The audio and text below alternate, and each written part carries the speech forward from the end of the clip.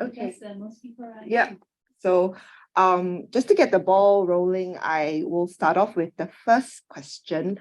And it is, will learning more than one language slow down overall language development for my child? So does anyone want to take this? Oh, maybe for Suzy? Hi. So this is a wonderful question, and we know lots of parents ask this question, and it's a great sign that you really care for your kids and you want to help them out as best you can. And the first way of answering this question is to look at the kind of research that has been done in the past in those majority monolingual countries. And when we look to the research from overseas, sometimes some reports of language use suggest that kids who are learning 2 or more languages at the same time might begin to do their talking at a slightly later age. And this might be because they're handling the way that language sounds in one language and the way that language sounds in another language, and that those 2 sound systems might be kind of confusing for how the mouth is going to manage to produce both sets of sounds. Now, this is a very minor delay. Most people wouldn't even notice it. And in general, it's only really a delay in when kids feel confident to start talking around others, not so much about what they're understanding when others speak to them or what they're able to do with their linguistic thinking. So from that perspective, for children who are growing up in a monolingual majority context, sometimes educators can feel very nervous about this delay, but there's not really any evidence to date that suggests that this tiny little slowdown is a lasting effect, or that it's actually a problem for the children themselves. The other way we can answer this question is to look at a community like Singapore, where the majority of children have grown up with more than one language going on around them. And many of the adults in our audience, if you look around at your neighbors in the audience, you may have grown up in a multilingual household yourself and have been the product of a multilingual exposure during your early years. And as once again, it seems to be the case that even if there are some very, very minor slowdowns in the rate at which speech is produced, it doesn't seem to last long, and it doesn't seem to affect us into our later years of development. So I hope that gives a perspective from the early childhood side. Anything else you would like to add?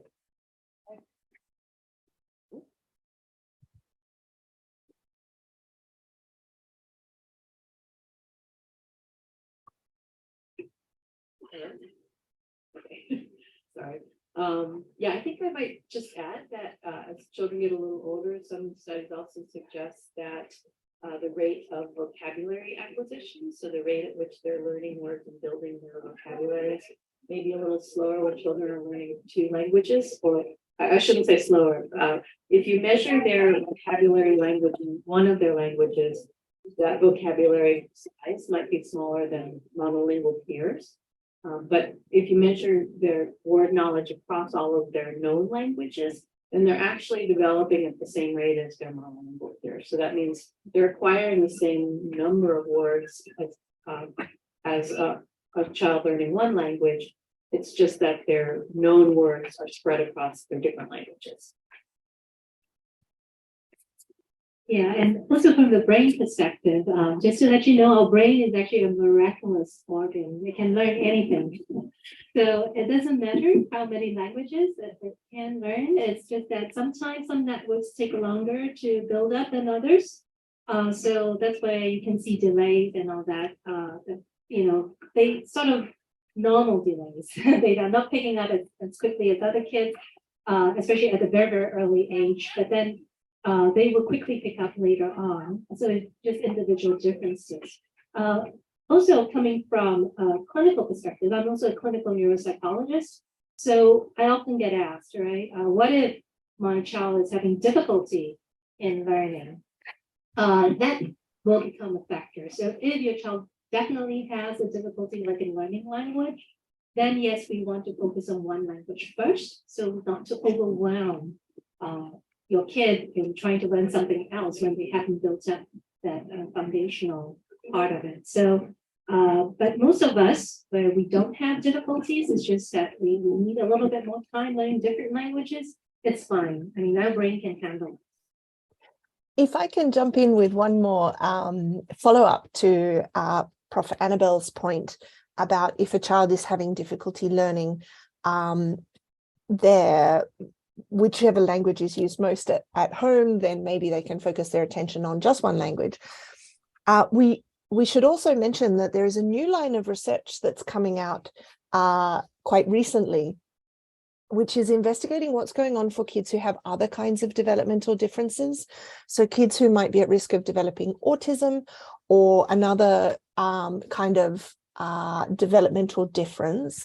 And for children who have these kinds of developmental differences or delays, there's actually very good research to show that using all of your languages together with children with these kinds of differences actually can be beneficial, because it can help a child to be more fully engaged with the whole range of family activities and the full repertoire of linguistic resources going on in the house. So in the special case of a child who might be struggling with their language development in one language, we might want to exercise caution or communicate with some speech and language practitioners for specific guidance. But if we have a case where a child might be having social or other kinds of delays in their development, then actually a multilingual environment can be very enriching for that child as well. Thank you. So I will ask a second question.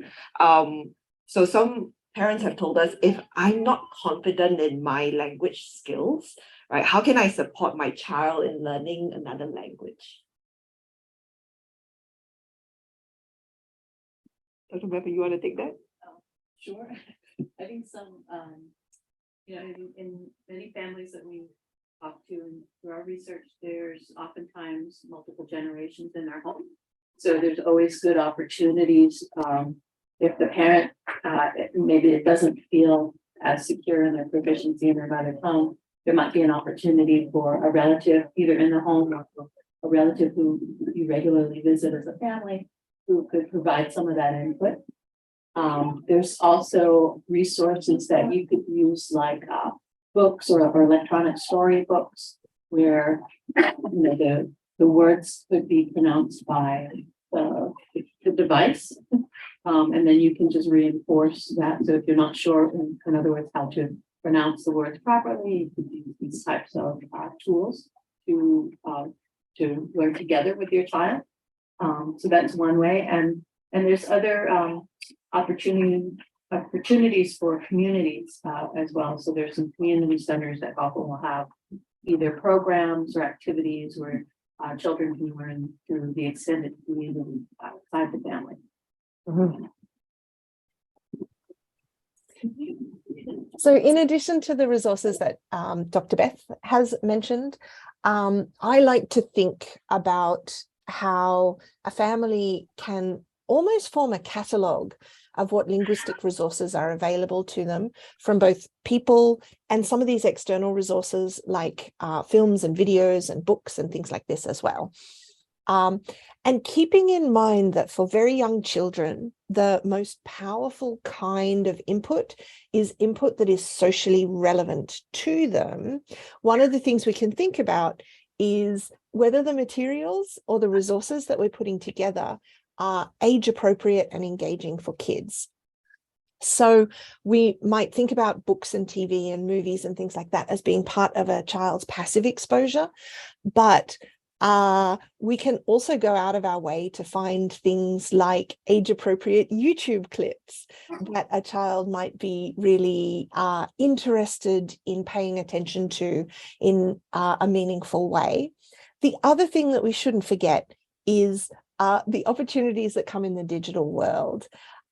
We know that sometimes we might have an extended family network who we don't get to spend much time with face to face, but if our extended family network are very rich in their other language skills, and you want that as part of the portfolio of skills that your child may have access to, then introducing Zoom interactions as part of your child's language diet might be a really good way of supplementing or boosting up those engaging, socially relevant exposures to the full range of languages that you're aiming for.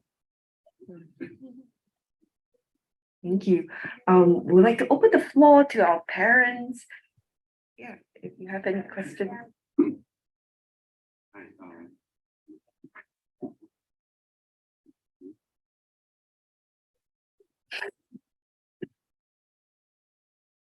Hello.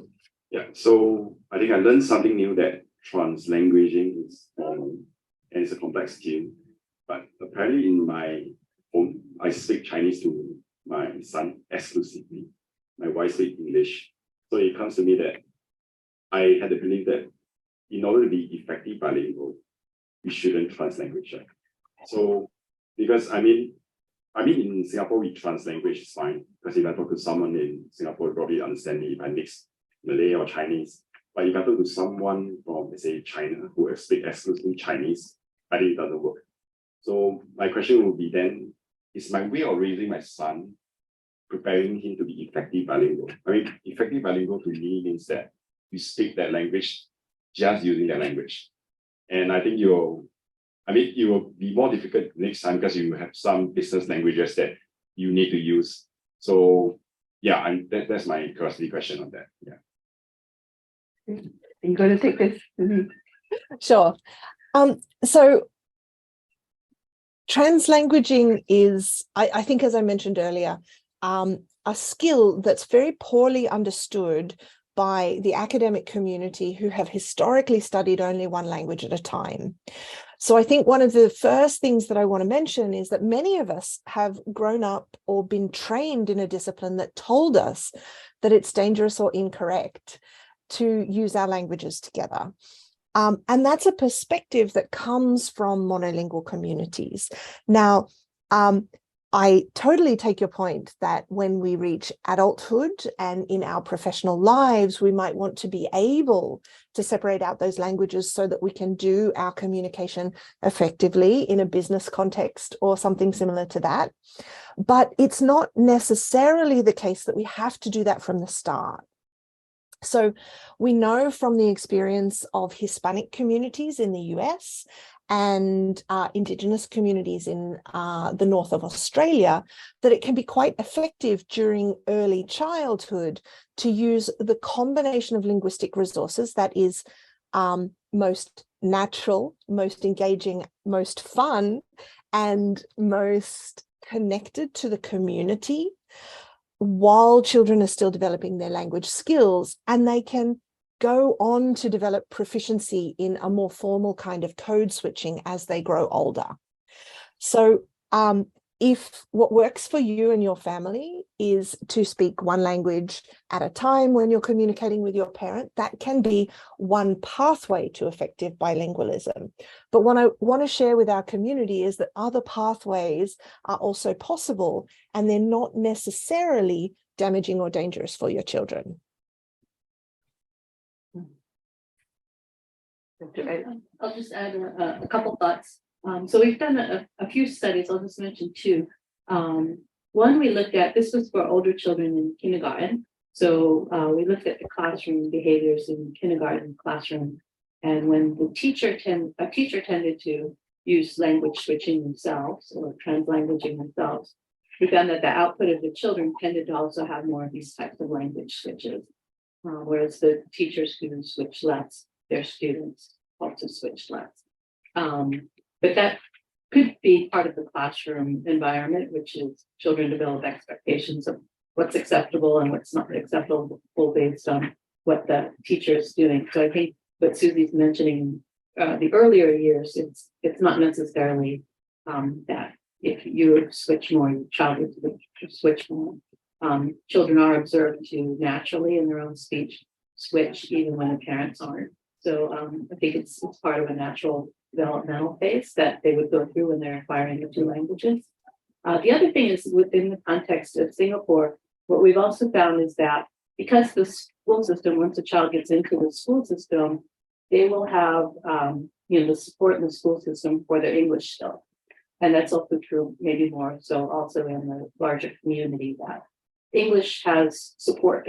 They'll get plenty of exposure to English, they'll learn and they'll think in English when they get to school.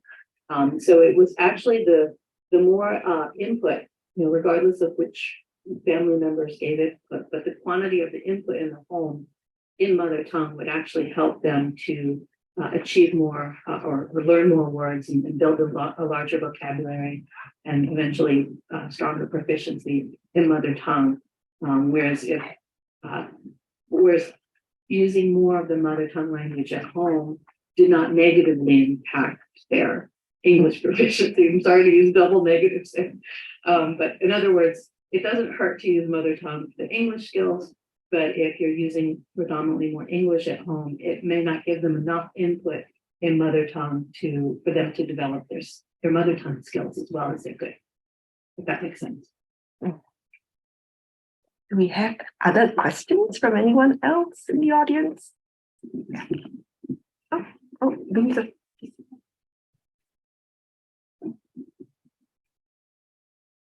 Good morning, and good morning, Dr. Chian, Dr. Kat, and Suzy. Dr. Suzy is on, sorry. Yeah, how do you incorporate bilingualism, particularly in the environment of a working parent? That's part one of the question. Part two, there is where the effort comes from one parent. And of course the motivation, because for myself, I'm effective in English, but Mandarin is theoretical. So these are the three parts. Maybe we start off by addressing how do we help our child when that most of the families in Singapore have working parents. This is a reality, but a tough question. Perhaps Suzy and Dad would have different perspectives. I myself is also a working parent. So yes, indeed. And especially when your kid is in school, they're away from you the whole day, right? So I think spending time together is very precious. So for example, making a routine, like having at least one meal a day together, like dinner, making it like a very special time where it is expected everybody is at the table, not having devices. I think that's the tricky one while we are eating, but just communicating with each other. I think that's one way to communicate, but learn about what's going on with your kid as well, but also using language.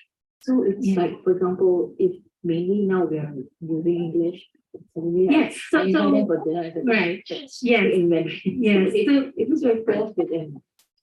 It from 0% to 8%. Yeah. The translation. Yeah, fully understand that. So at least have that routine first, and then the other will be tricky because it's like maybe we want to communicate in the mother tongue language, be it Mandarin, Tamil, or Malay.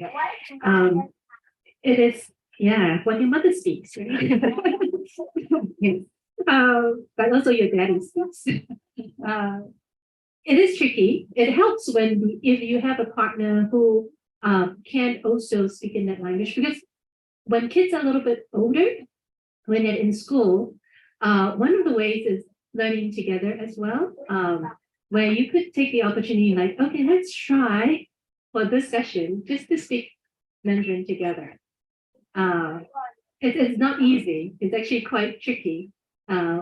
We actually have that before, but it's actually instituted by my son. It's like, just speak Chinese today, during dinner. And it's like, if we slip into translanguaging, oops, we got a point down.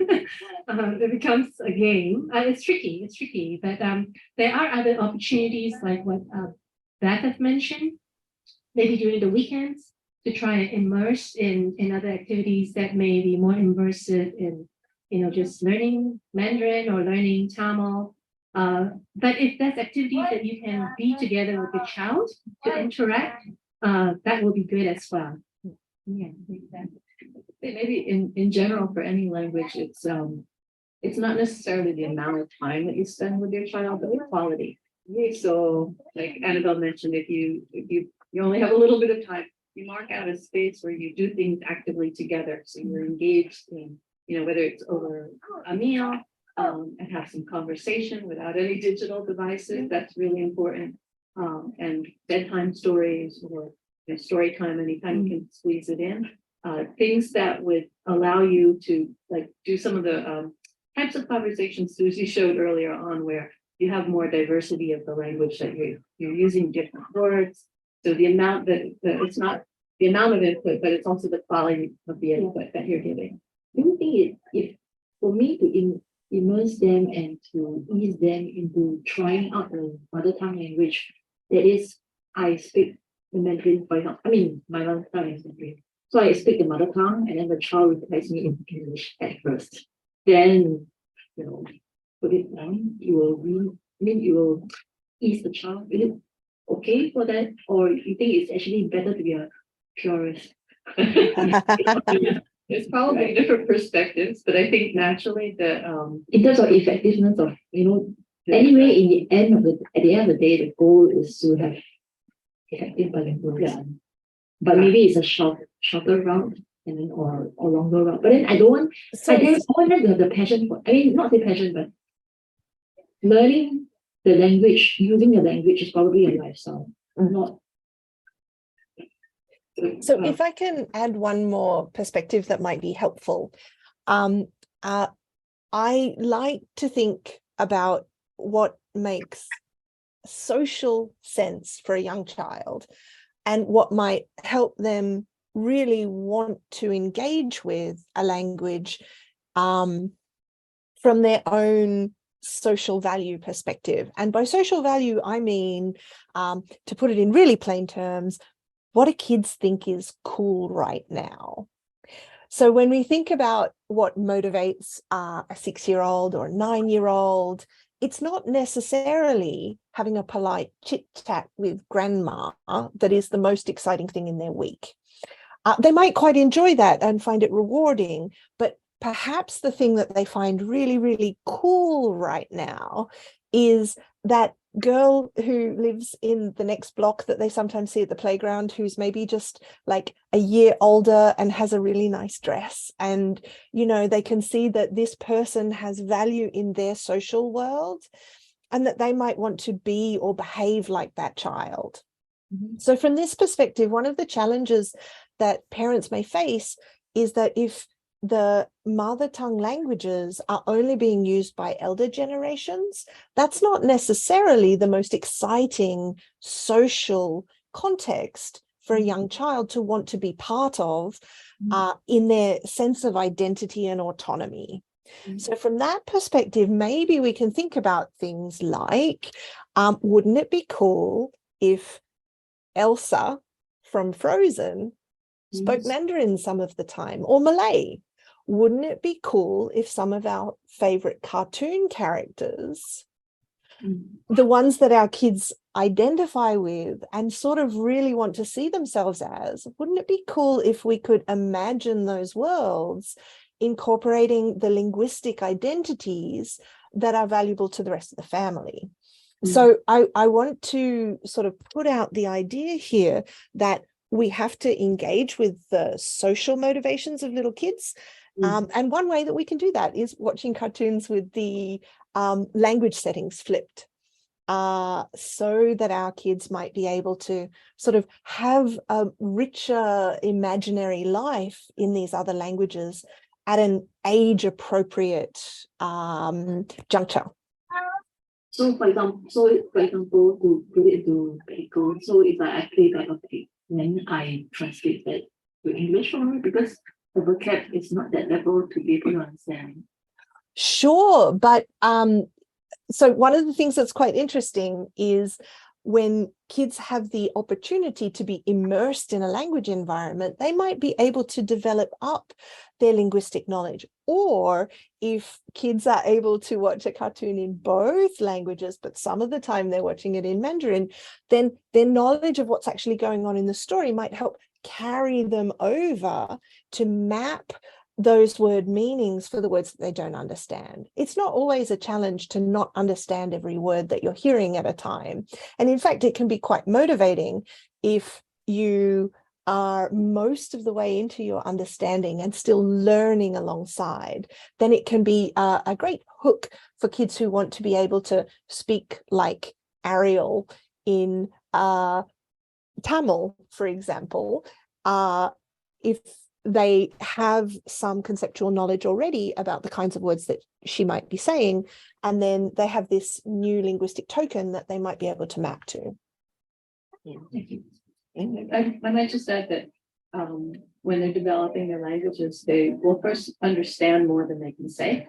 So you have to, give them a little bit of runway to get them to learn how to speak as well as they can understand. And then maybe also as a follow-up to any of the things that you have them view. So whether it's a movie or a cartoon, it's also good to process what, instead of just passively watching and absorbing and hearing the words, but also get them to process afterwards. So maybe talk about the program with them. So get them to summarize, what happened or what did she say or how did she feel? So get them to talk about it in either language so they can process their understanding of what they heard. Got it. Thank you. Do we have any other question? Yeah, we have someone at the back.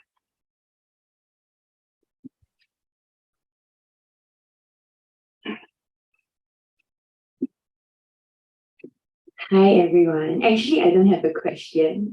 For me, I just want to add on to the worry mother's concerns. Yeah, because I'm also a very busy mother. I'm a primary school teacher, so I don't have a lot of time to spend with my children. And what I usually do is just like what the professors have shared. So we start off with what they are interested in. So maybe for my daughter, she's interested in like The Little Mermaid. So she has already watched like a short snippet on YouTube on The Little Mermaid. Then I'll say, oh, why not we find a video that is in Chinese about the Little Mermaid story. It might not be exactly the same, but let's like watch it in Chinese because I want to learn how the story goes in Chinese too. Yeah, so then we will stop at different points and talk about it, talk about the language, and subsequently, based on her interest, how I incorporate all this so that there's more exposure would be big time, because big time she likes to like, can you read to me? And we're like, we have to think about a story to entertain her. And I'm not as creative as the father. The father can like just come up with stories very easily. So I'm like, why not I just play Xiao Mei Ren Yu? Then after she's like, oh, okay, sure. So it will be playing at the background, and she doesn't need to like remember word for word what exactly happened. But because we went through it already, she's very interested to like, oh, what is this part talking about? And she could relate to like the background noises and all, and then maybe the change in character tone. Like she's like, I think this is the father talking. I think this is like the Little Mermaid answering. This is Yang is the, I think the dolphin or something, her good friend. Yeah, so she'll be like, oh, mommy, Yang. Then I was like, Yang. Yeah. So that's how I kind of take advantage of the very little time we have to keep the exposure going. And another way that I think is very simple is like, you know how sometimes because our main language is English, we don't want them to understand what we say. So we will talk in Chinese to each other. Actually, that's a way to expose them to Chinese already. They'll be like, what are they talking about? Why are they speaking in Chinese? But they actually do hear us speaking in Chinese, even though it's not to them. But that role modeling in the background actually is a way to expose them to the language already. So you don't have to be very worried that like you're not speaking it very often, because I'm also a case in hand that I'm very worried, like, do I need to speak to her constantly in Chinese or in Mandarin in order for her to be effectively bilingual? But actually for them, they really do need to listen, and they don't have to like be exposed to like the proper pronunciation, you know, like must be PRC type of Chinese in order for them to understand us. Yeah. So just do whatever you can. And I always say just base it on their interest. So if their interest is like the Wizard of Oz, for example, they're like, let's look on YouTube if we can hear the Wizard of Oz story in Chinese. Yeah. Then that's one way to like take advantage of it. But you don't have to force yourself to like, oh, let me translate this story that she likes in Chinese on your own. There's always resources out there. Yeah. So don't worry, we are all here in it together, definitely. Yeah. Yeah. The other thing, just following on from this comment, is co-watching of videos together can help bridge some of those gaps. So if the level of language is a little bit more advanced than your child is understanding, but they can always ask you. A top tip for parents is if you can find a different language version of a video that you want to watch together that has English subtitles, then even if you as a parent are not feeling super confident in your sophisticated vocabulary for the other language that you're trying to support, then you also have a little bit of text support that might help your child understand a little bit more about what's going on. So watching these kinds of resources together is a great way to sort of boost up the amount of exposure and the kinds of conversations that you can have, for sure. So thank you very much for providing that example too. Thank you. Okay, I think we will end off just with one last query. Is there anyone that would like to ask? My question is regards to two questions. So the first question is because we do translanguaging very often at home. So one practice that sometimes we cannot, we are very used to is that when we try to explain a term in Mandarin, we would use English, and then it goes the other way around as well. But I do realize that in my language learning journey, then it becomes such that when, we will start to think, like example, I'm dominant in Chinese, I will tend to write or reply in English using a Chinese thinking or grammar structure So I want to know is that something we need to correct in our child, because the way, when we speak, the sentence structure and everything in Mandarin is very different from English. So that's my question. Yes. I'm gonna take. Sure. Suzy would give you other insights on this. But I just want to come back. I think it's a really interesting phenomenon we all struggle with. Like I think the gentleman actually started off with that, like, do I speak one language? It depends on the context, right? And also the mom and Pig talked about, like, I don't want to kill the passion of learning my kid from very early on.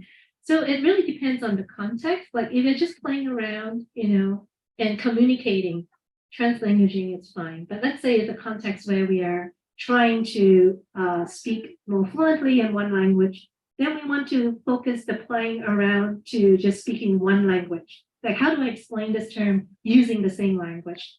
So the thing is becoming more like a game to make it still interesting for your kid, but not be like, forcing it like a czar that you have to say certain things in only one language. So it depends on the context. I think that the key point is like, we don't want to kill the learning passion in our kid. We want to foster and nourish that. So I'll give it to Suzy to talk more about translanguaging. Sure. So one of the other properties of the Singapore language context that I find really interesting is there is a mode of speaking in Singapore that is not really 100% English and is not really 100% Chinese, and it's not really necessarily mixing between them. And it's sometimes been called Singlish, where we use English words, but the grammar might be more consistent with the way that a sentence would go together in Chinese. And this has sometimes been described as a phenomenon that has come out of the deep language contact between the two languages. And it's a very special property of communication in Singapore in informal settings. Now, it's not necessarily a sign that you're mixed up between your Chinese and your English, but maybe you're using this mode of communication in a context where that mode of communication is appropriate. So whenever we use expressions like can at the end of a sentence, or when someone asks us a question and we reply with can, now that's not what we would consider a well-formed utterance of formal English or of Singapore standard English, but it's a perfectly grammatical sentence in the informal variety of Singapore English. So I guess what I'm trying to highlight here is if we sort of take a different view of these kinds of translanguaging behaviors, we can see that there might be norms that are shared by the community that are appropriate in some contexts. Now, just like you as an adult might have some awareness of when you're doing this, your kid will also be developing some sense of when it's appropriate to use this speech.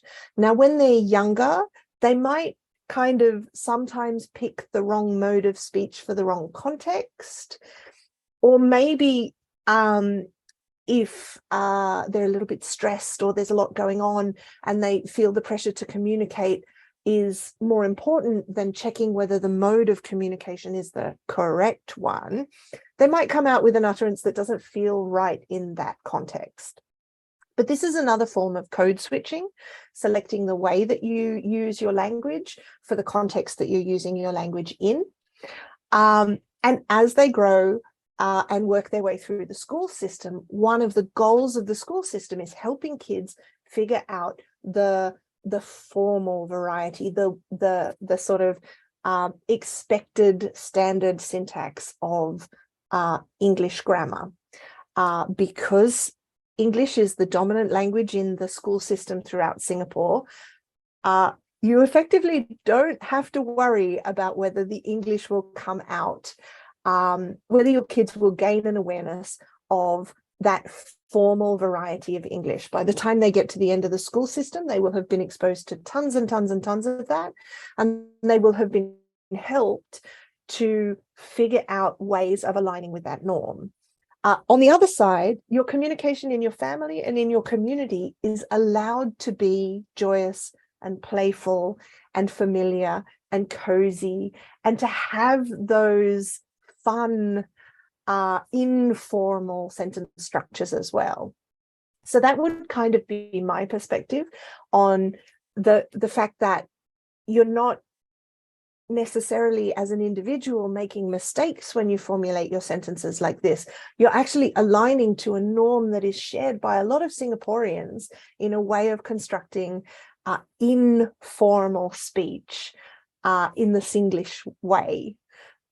So it's not wrong to do so with your kids, but perhaps, as Prof. Annabelle was suggesting, one of the things that you can do is practice switching on or off those different registers in different contexts together, or give demonstrations of how you might say it differently in a different context. And that might help your kids navigate that space well. Thank you. Thank you. Thank you for that. I'd like to thank all of you for just joining us for the Q&A session and for our entire event. I'll just